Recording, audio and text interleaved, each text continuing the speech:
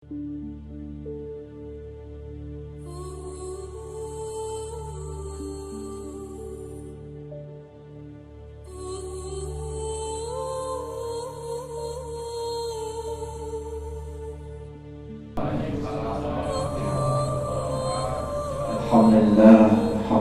Rabbil Alamin. Wassalatu wassalamu ala ashrafil anbiya'i wal mursalin Sayyidina Muhammadin wal muttaqin wa ala alihi wa sahbihi rasulillahi ajma'in. Amma ba'd.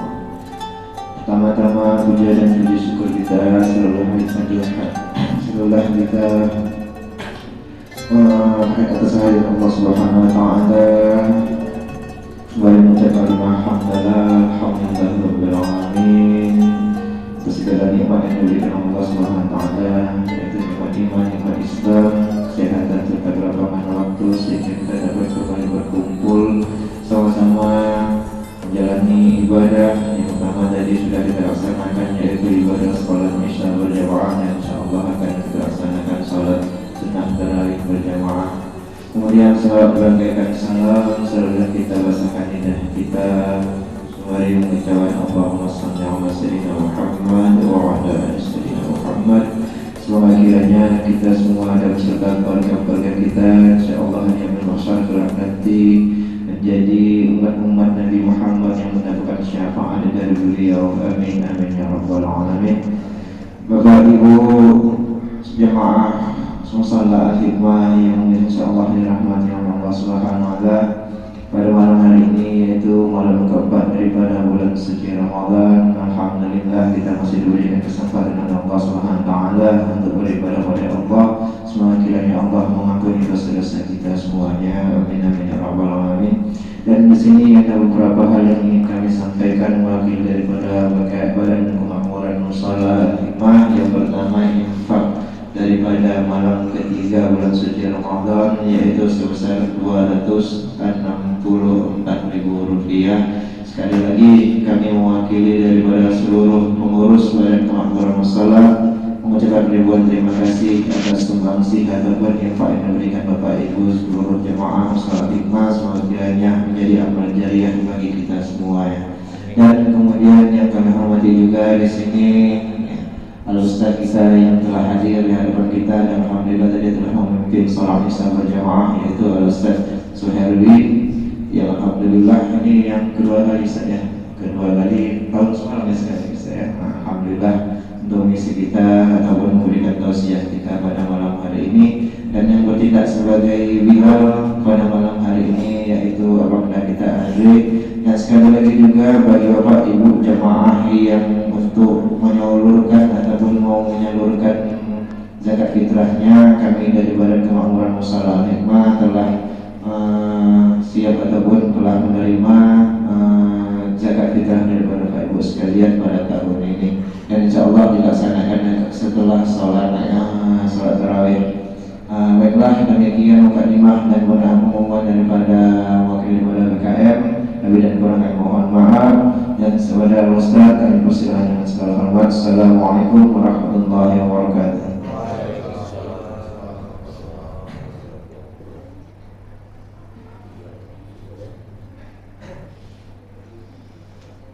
Bismillahirrahmanirrahim. Assalamualaikum warahmatullahi wabarakatuh.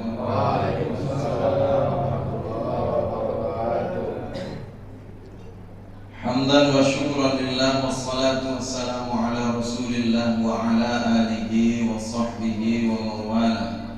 Rabbi shrah li sadri wa yassir li amri wahlul 'uqdatam min lisani yafqahu qawli.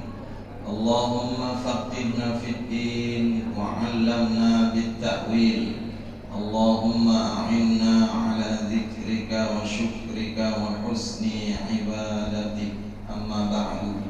Qala Allah Ta'ala fi kitabihil karim, a'udzu billahi minasy syaithanir rajim. Iqra bismi rabbikal ladzi khalaq. Shadaqallahul azim wa sadaqa rasuluhun nabiyyul karim, wa nahnu ala dzalika minasy syahidin wasyakirin walhamdulillahi rabbil alamin. Yang saya hormati Bapak Ketua BKM Musholla Al-Hikmah yang sama-sama kita cintai ini beserta seluruh jajaran kepengurusan, kemudian para ustadz dan ustadzah, orang-orang tua kami, bapak-bapak, ibu-ibu, seluruh jamaah sholat Isya. Insyaallah kita juga tarawih berjamaah dan sholat witir berjamaah yang tidak bisa saya sebutkan satu persatu, tapi insyaallah kita semuanya selalu dirahmati oleh Allah Subhanahu wa taala. Mari sama-sama kita bersyukur kepada Allah Subhanahu wa taala.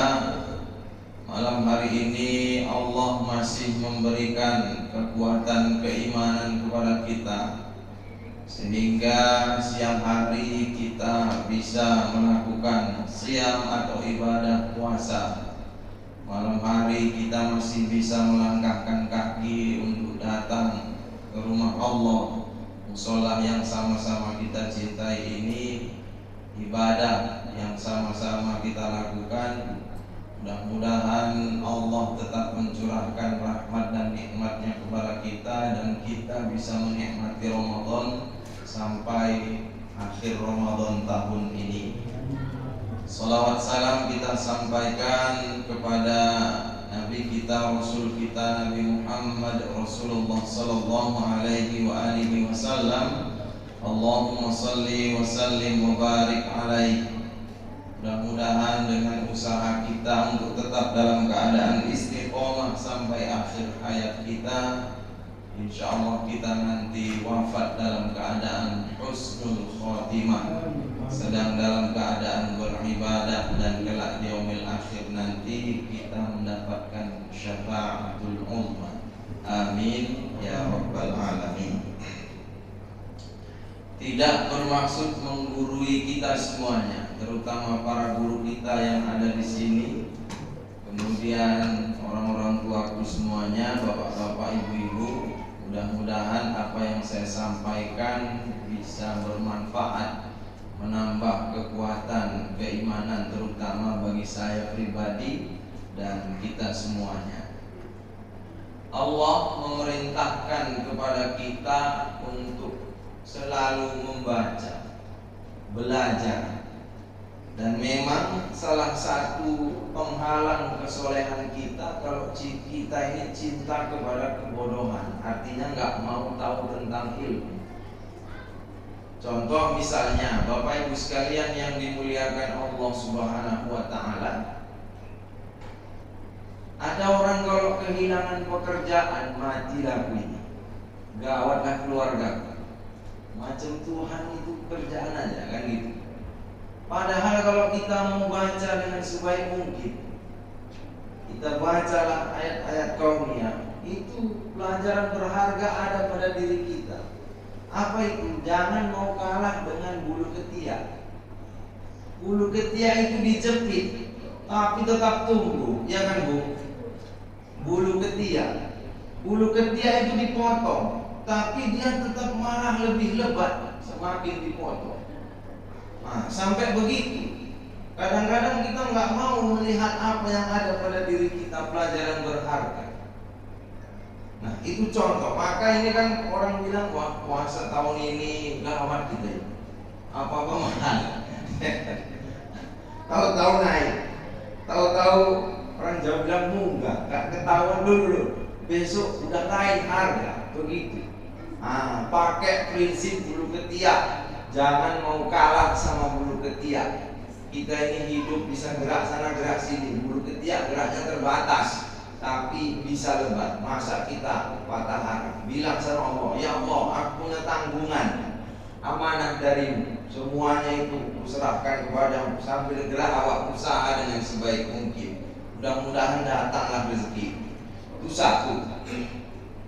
Yang kedua, kita kalau mau belajar, nanti kita tahu mana orang yang ketika Ramadan itu berhasil dan mana yang tidak.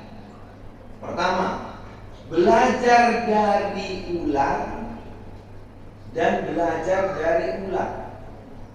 Bedanya hanya R dan T. R dan T. Ular, ular. Ular itu Bapak Ibu, kalau mau ganti kulit, mau ganti baju baru itu puasa, bahkan sampai 3 bulanan kadang-kadang. Kalau sudah ganti, itu nggak makan dulu. Kalau dia makan bisa mati.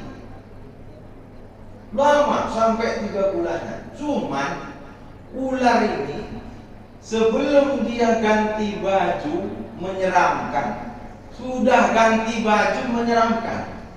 Nggak sembarangan orang bisa menaklukkan ular. Sebelum ganti baju nggak bisa didekati bahasa kita. Sudah ganti baju pun jarang orang mau dekat. Beda sama ulat. Kalau ulat itu sebelum ganti baju, ketika dia mau ganti baju puasa dulu. Jadi kepompong, gak makan dia. Tapi ketika jadi ulat, makanannya sembarangan, gak penting punya orang. Bahkan kalau yang punya tanaman itu, nanam sawi, nanam cabai, kacang, semua adanya rumput hijau, cantik, lebih cantik lagi dari kacang yang ditanam, lebih cantik lagi dari cabai yang ditanam. Tapi yang dipilih cabai, yang dipilih itu kacang, bukan rumputnya. Jadi ulat sembarangan. Sudah ganti baju, sebelum ganti baju itu puasa dulu, ya kan? Lama prosesnya, sudah ganti baju cantik, berubah jadi kupu-kupu, kemudian bisa membantu penyerbukan tanaman yang lain. Paten. Setelah puasa, dia berubah jadi cantik, kemudian lebih selektif untuk memilih makanan. Dari sini kita bisa tahu mana nanti yang Ramadan berhasil, mana nanti yang tidak berhasil. Kalau dia Ramadan, sebelum Ramadan datang dia menyeramkan, nggak bisa didekati. Habis Ramadan sama saja, itulah yang bilang, bapak yang bilang, ya kan? Kalau dia Ramadan sebelumnya dia kurang baik, setelah Ramadan nanti berubah jadi yang lebih baik, itu saya rasa tanda bahwa sudah berhasil untuk melalui Ramadan. Makanya kam min shaimin laisa lahu. Kalau sudah terlalu banyak, kalau sudah terlalu banyak seabrek-abrek, terlalu banyak orang yang ketika puasa itu rugi, hanya dapatkan lapar dan dahaga, tak ada perubahan. Jadi kalau nanti Ramadan sudah berakhir, sebelum Ramadan langkah kaki itu gak mudah. Ramadan masuk, karena Ramadan pendidikan, langkah kaki itu mudah untuk datang ke masjid, datang ke musola. Habis itu tetap rajin untuk datang ke masjid, musola, kemudian majelis ilmu, zikir banyak-banyak di situ. Disitulah bisa kita tandai. Berarti ini kalau bisa kita umpamakan seperti ilmunya ulat, bukan ulat.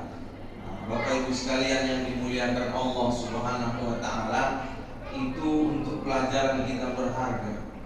Kenapa? Karena dari tahun ke tahun kita ini tetap selalu bertemu dengan bulan suci Ramadan. Bapak yang umurnya 60 berarti 60 kali. Kalau aku hampir 40 berarti 40 kali. Yang umurnya 20 kali. Apa yang bakal menjadi perubahan berharga buat kita ketika bertemu dengan bulan suci Ramadan? Mudah-mudahan nanti setelah Ramadan berakhir, kita berubah ke arah yang lebih baik. Demikian yang dapat saya sampaikan. Gak usah panjang-panjang, yang penting mampu kita untuk mengamalkan bareng-bareng. Saya pun belajar, Bapak pun belajar. Nasrun minallah wa fathun qarib wa basyiril mu'minin. Wassalamualaikum warahmatullahi wabarakatuh. Assalamualaikum warahmatullahi wabarakatuh. Terima kasih kami ucapkan kepada orang daerah Ustaz Habib, sedikit singkat pada tempat pada intinya Ustaz ya. Terima kasih. Baiklah, untuk selanjutnya kita melaksanakan sholat sunnah tarawih berjamaah dan sholat berjamaah pada Bang Dandri dan kepada Bapak Ibu sekalian. Mari kita sama-sama mengatur salat kita pada ada Om Henry, kami silakan segala hormat. Assalamualaikum warahmatullahi wabarakatuh.